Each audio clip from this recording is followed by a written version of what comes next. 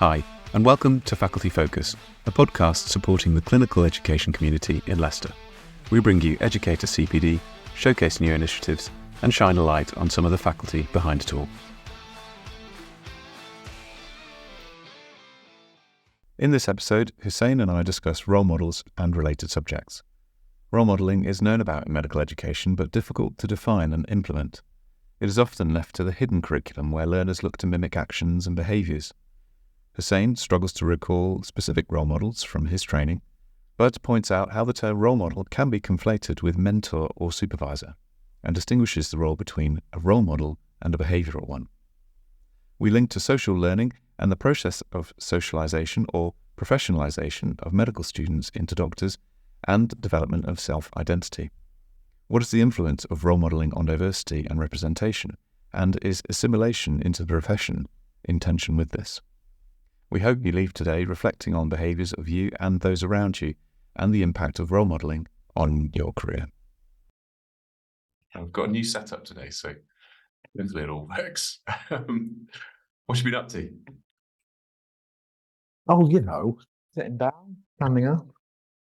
No, we're in separate rooms for this podcast, and I'm sat in quite a nice room with a view of the sky, which I've not had the pleasure of this last week. I've been in a windowless reporting room. It used to have windows, but then the windows got built in front of, and so now they've replaced the windows with big light boxes, to simulate the sun. Give you a bit of vitamin D. Yeah, well, I don't know. I hope so. It's a shame when the weather's as good as it is.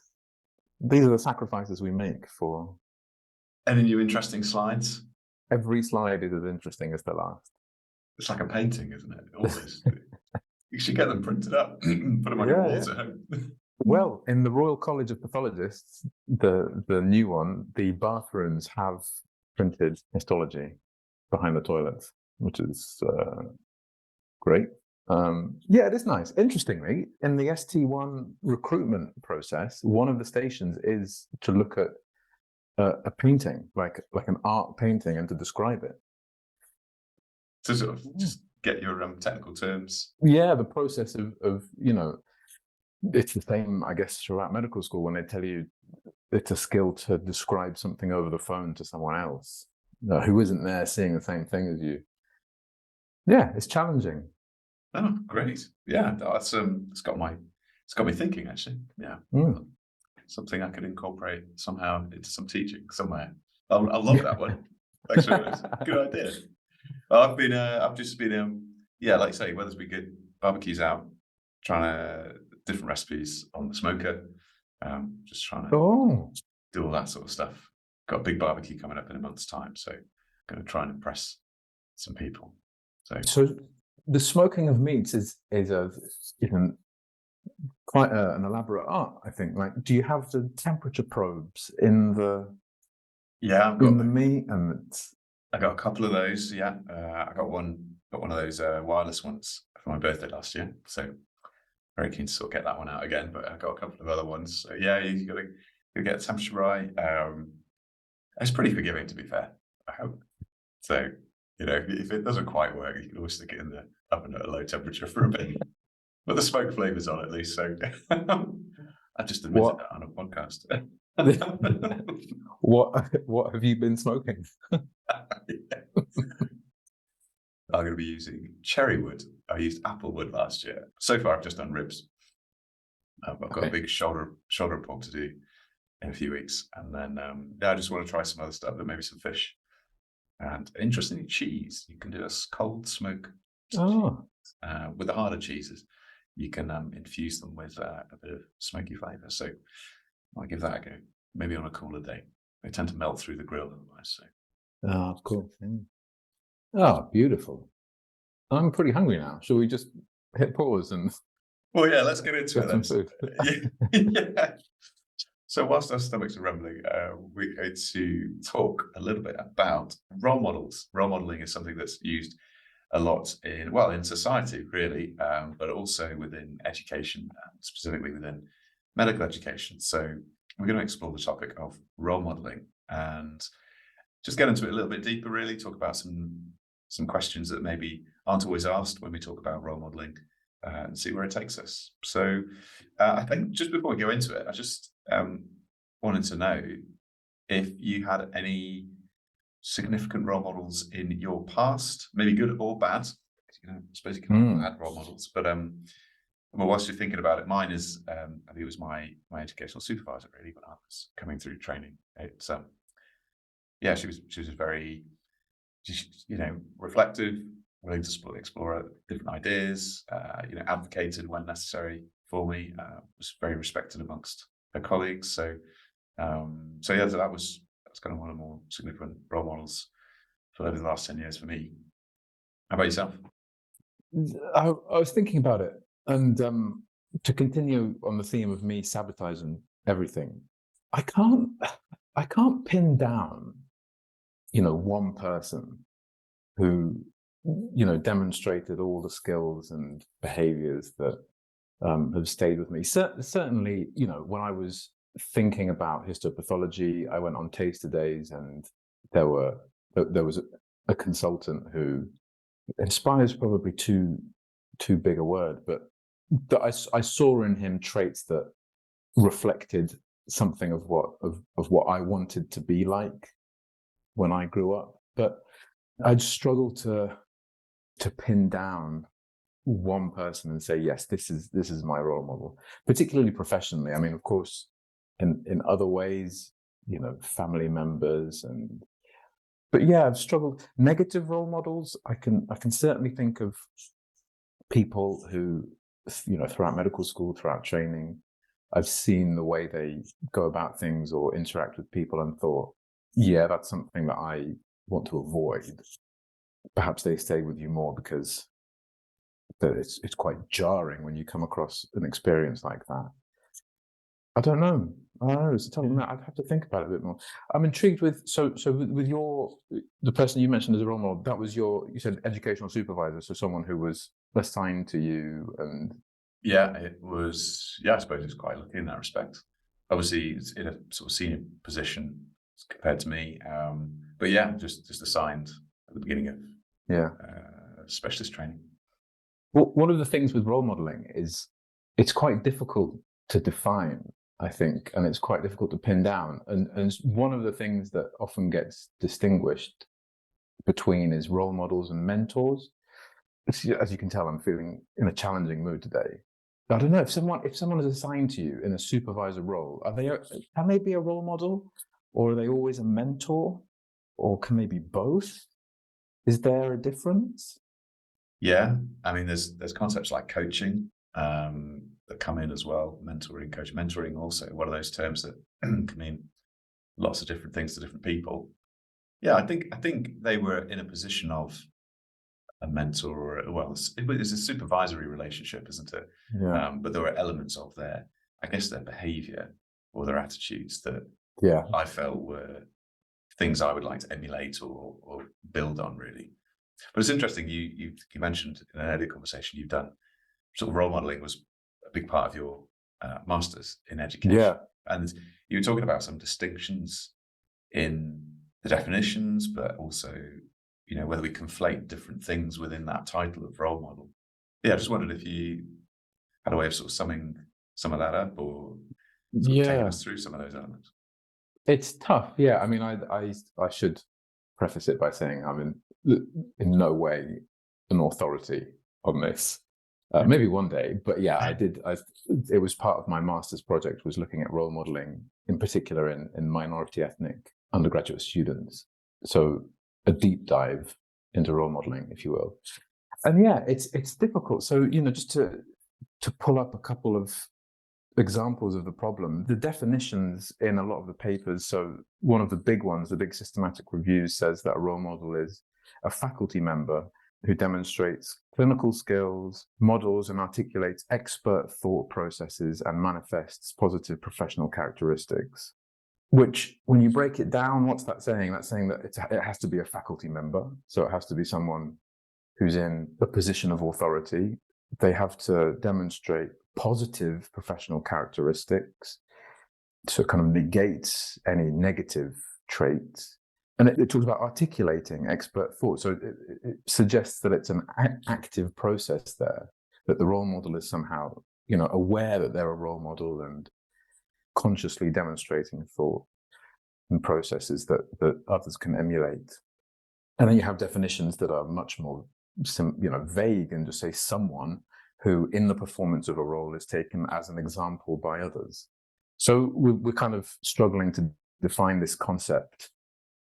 I don't think we'll get much further with it in this podcast. I don't think we're going to pin down the exact phraseology of a role model, but in other spheres of literature, that there is actually a distinction between behavioral models and role models. So behavioral models being people that others wish to learn from, and it doesn't specify if they're in the faculty, if they're in the same profession as you, or anything.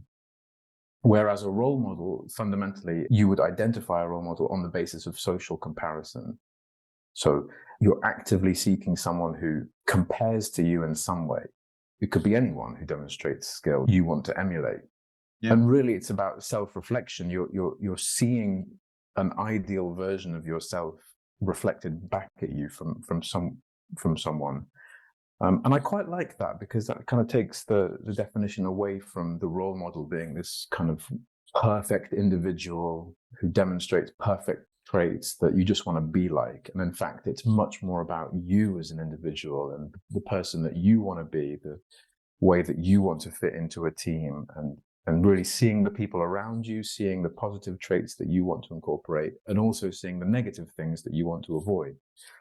And then, as I alluded to, distinctions between that and a mentor. I think that's relatively straightforward, because in a mentorship role, both people are conscious of the interaction. So you'd perhaps argue that someone in an educational supervisor role knows that they are in a position of influence, whereas a role model perhaps is not conscious of that. A role model could be anyone just going about their day who is perceived as having positive or negative traits by someone else. That's a good point, actually. Yes, I would imagine role models don't often know that they are seen as a role model. I mean, it's not the sort of thing that people come up to and say, oh, by the way, you're my role model, unless they see someone famous or, like you say, talking about someone on the telly or whatever. But it hasn't happened to me yet. Overcome with this desire to declare your enthusiasm. But yeah, it's interesting what you say about how individuals may actually already be looking for someone who's emulating those behaviors they already kind of want to develop themselves. And in that respect, it's self-selecting. You select out people like you or further ahead of you who are like you, who then maybe validate the fact that you think, oh, actually, I can still progress in this career or in this area with the beliefs and attitudes I already have, because I can see someone in that position already. Which actually then I think is a major handicap for when you're talking about it in education, because you think, well, okay, we all have the role model professionalism and all these behaviors and attitudes when we interact with patients, when we interact with other professionals. But do we actually have the influence through exhibiting these behaviors to change those who maybe aren't aligned with the things that we value? So, me as a consultant, I conduct myself in a certain way in the clinical environment. People who like to do that will say, okay, I'd like to be a bit like that, or I like that element of it. But there may be people who think, well, I don't believe in that particular way of speaking to patients or taking consent or asking for help or whatever. And actually, I don't know what influence you have to, is role modeling that powerful if people are already self-selecting out the things they particularly want? Are we actually changing anything, or are we just reinforcing things that are already there? Exactly. Within the literature, the majority of the papers in medical education literature with regards to role modeling are exploring the traits of a role model. And there's paper after paper that categorizes a role model as having good personal qualities. So I think, communication skills, dealing with patients and with colleagues in a positive, compassionate way, clinical acumen, so demonstrating a knowledgeable approach to patient management, and teaching skills.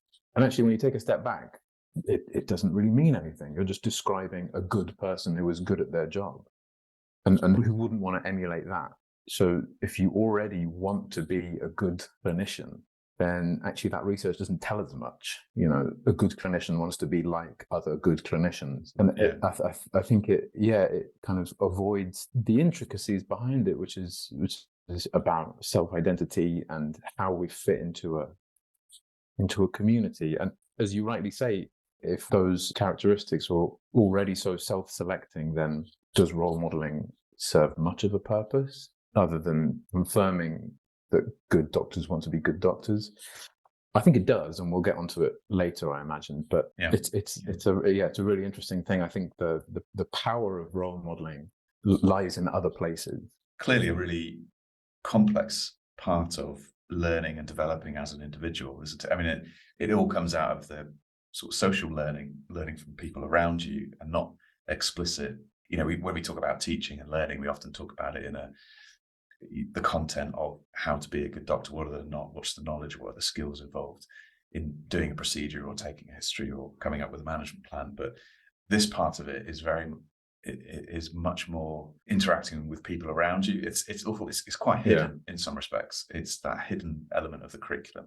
We don't often have sessions which, or maybe at medical school, we talk about professionalization and being a professional, but I would imagine a lot of that actually happens in the ward and around peers, essentially. Those, you know, whether they be equals or seniors. This interaction with your social environment is what starts to form what your self-identity is, you know, as a clinician. Exactly. And just in that sentence, we've kind of dismantled that the first definition I gave, because when you asked me if I had role models and I said, not really, I do think back to, you know, my clinical partner at medical school or other peers at medical school, and seeing the way that they went about taking a history and thinking, oh, actually, I like the way they asked that question, or I like the way they moved around the bed or arranged the furniture. And that's role modeling. That's, as you say, you know, that's not something that's been explicitly taught, and it's based in social learning. And I think there's probably a lot of examples of events or episodes that have resulted in a change in your attitude or something you've clocked. And it may be that the individual isn't particularly important. It's the behavior they've exhibited or the thing that they've done that's the thing you want to emulate, not the person, if you like. That's a sentence that I can get on board with. It's not the individual that's important. Yes. But exactly. Like I can't define that memory in my mind of who did it and when and in what circumstance. But, you know, I can certainly have a vague memory of a clinician talking to a patient with hearing impairment, and rather than shouting in their ear, standing face on at their level so the patient could see the clinician's lips moving. And that, I was like, you know, that's great. That's a level of nuance in their professional behaviors that I liked and I wanted to carry forward. Don't carry it forward so much in pathology, but things like that. But could I tell you the name of that person? No. Could I tell you what ward it was? No. No, I take that. That makes more sense, doesn't it? It's these isolated events, which together, I suppose if an individual provides or demonstrates many of those sorts of episodes, then I suppose they then become seen as a role model because they've, you know, so many occasions they're providing those exactly demonstrable behaviors. So and because there is another phenomenon which is less catchy than role modeling, which is mimetic learning at work. And I think all these things that we're talking about fit into that, and how we copy others, not in the context of a role model or a mentor or a supervisor.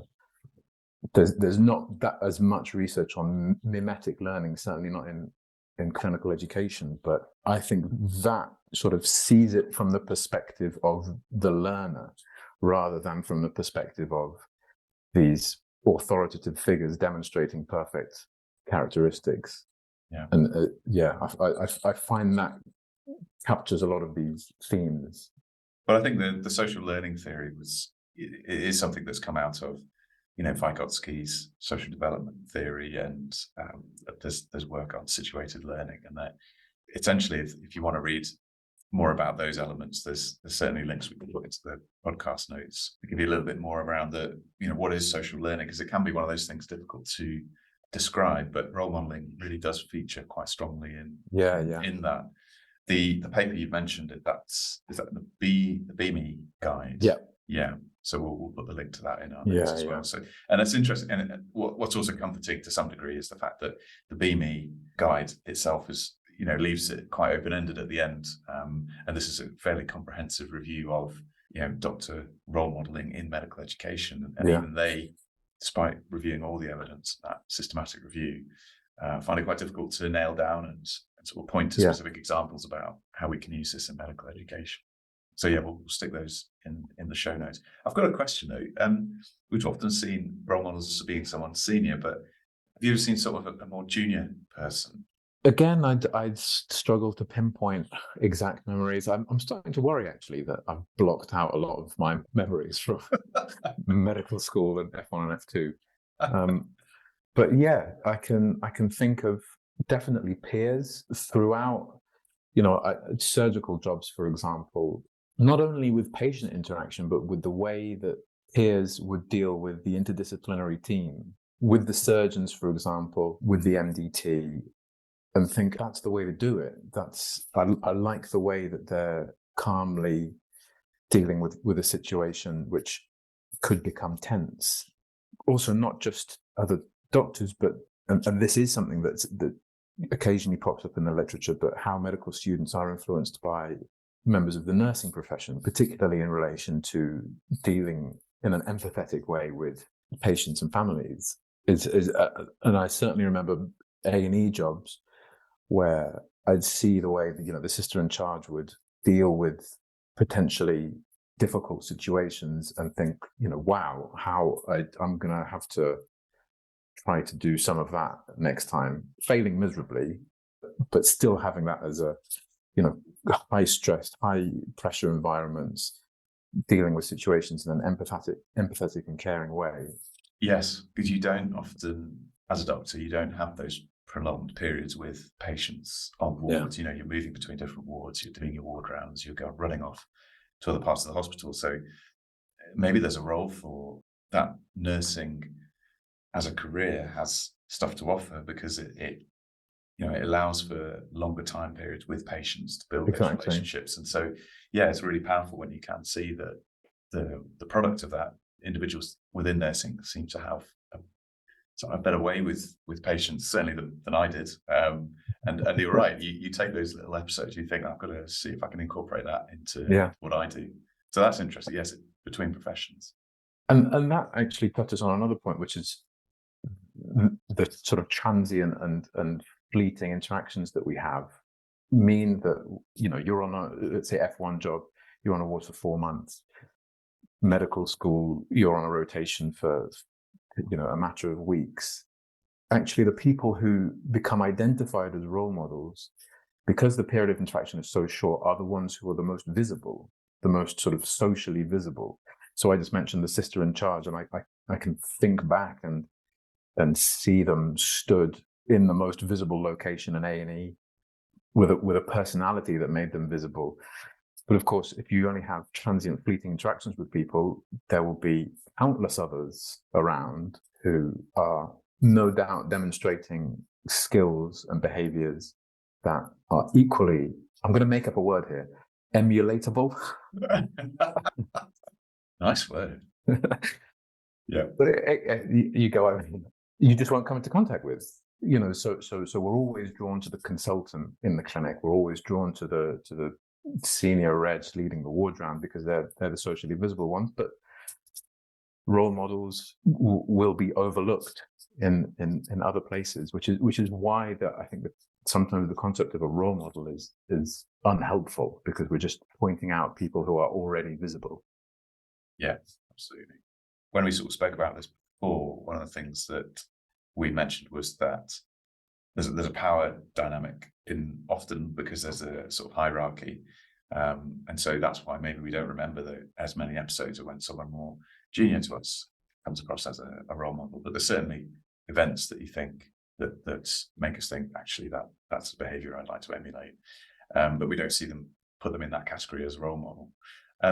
There is a part that, I was reflecting on this concept of role modeling and behaviors, and I thought, well, one of the things I really remember from medical school, like one of the first weeks of medical school, was that this idea of professionalization and creating individuals with certain behaviors and approaches and beliefs that when they leave medical school, you fit the role of a doctor. Because I always remember them saying, patients will expect to see certain things in a doctor, whether in the clinic or in the hospital.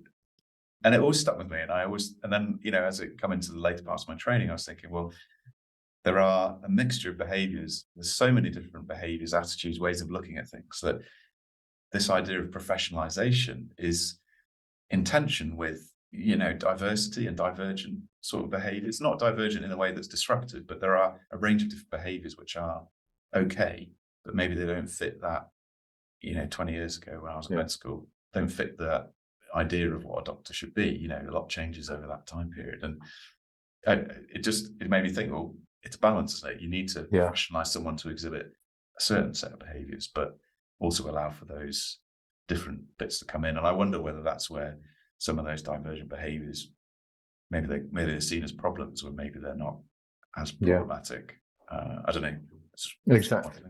No, it's such an interesting concept as well, because we're already, medical school, thankfully more and more there's the encouragement of application from diverse backgrounds. But in order to jump through the hoops of medical school application, you have to demonstrate certain characteristics.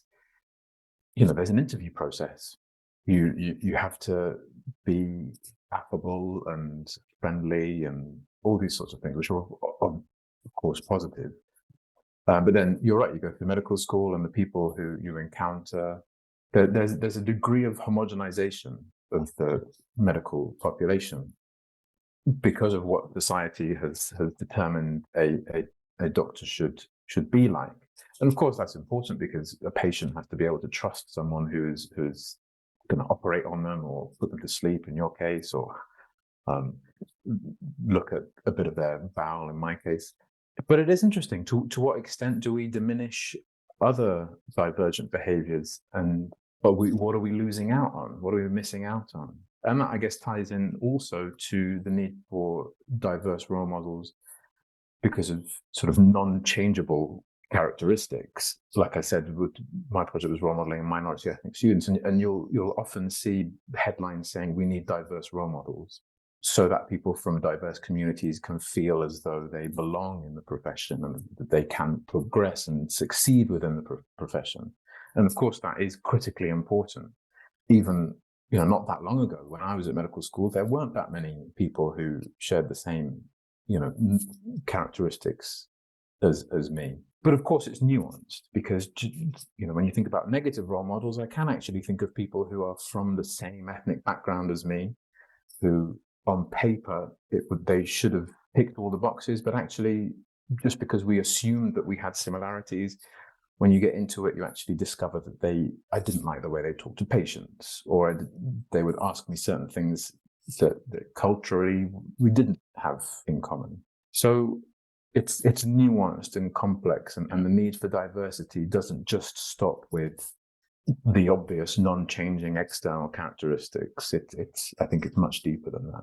Yeah, and the other thing is, it's good to have diversity, but if those individuals who are the sort of face of that diversity are just being assimilated into the pervading norms, then is that really diversity? I mean, you certainly need the visual, that people need to see diversity in those that are treating them and in the healthcare system. But if there's this active process of making you into a certain mold, then there's a balance there. It sort of goes almost against that element, that kind of that assimilation into the role. Maybe something gets lost. Yeah, exactly. And it's so much deeper. It's the way people talk and eat and dress and attitudes towards everything, from religion to music to family. And this is perhaps why, coming back to what we said at the start, it's difficult to define, and it's difficult to say this is a role model for these students. That's kind of to minimize it to its absolute absurd line at the bottom. It's like, we need diverse models so that when this student comes in, they can look up to this person. And of course, life and culture and ethnicity and sexuality and approaches to religion and family mean that simple equation might work, but it's unpredictable. That cultural difference can come across really clearly when you're in the work in the clinical spaces, because you can see the difference that certain cultures will treat other cultures, won't you? And you won't be aware of all the other norms of every single culture you enter. But when you look at a curriculum, they talk about certain parts of how you interact with the patient or how you go about your work. And maybe that doesn't fit every single culture. Maybe there are different, but it's written in the curriculum, or it's written in a learning outcome of sorts. And I think back. Sorry to interrupt. I think back to when you have certain clinicians who can speak the same language as family members. They come in, and you look at the interactions, and the family members want a doctor who is authoritative or saying, "We're going to do X, Y, Z," and that works for them because of the culture. Whereas I would go up and sort of be all, "Well, it's up to you, and we can do this and that and the other." It doesn't work. Yeah. I've certainly had experiences like that, for sure. Well, it's a very deep topic, role modeling, and I think what we've sort of coming towards the end. I think what I sort of taken away is that role modeling might be self-selecting individuals looking for affirmation or validation of their own attitudes and beliefs. There's a multitude. It's to do with social learning. There's a multitude of different ways to look at it. Is it individuals or is it behaviours? And there is a difference, so that individuals may not be the actual thing we're talking about. It's actually behaviours that we want to emulate. And of course, it does play into professionalisation, socialisation, diversity. So there's a lot there to think about. Any sort of take homes for you? Yeah, exactly the same. It's I think a huge and complex domain, but it's critically important. And it fits into that hidden curriculum, as you mentioned, and it has a significant impact on who we become professionally and socially. But it's really difficult to define. Yeah, no, that's great.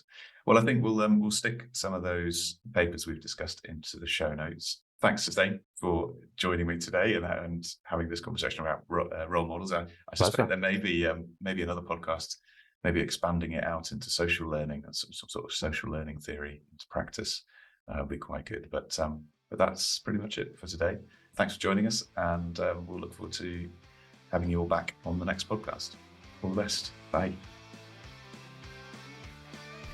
Thanks for listening to the Faculty Focus podcast. If you like the episode, please share with friends and colleagues. You can also like and subscribe to the show, and perhaps even leave a review. Clinical education can be tough, but we're stronger as a community, so if you have an idea for an episode or would like to come on and talk to us, do get in touch via email or Twitter. Details in the show notes.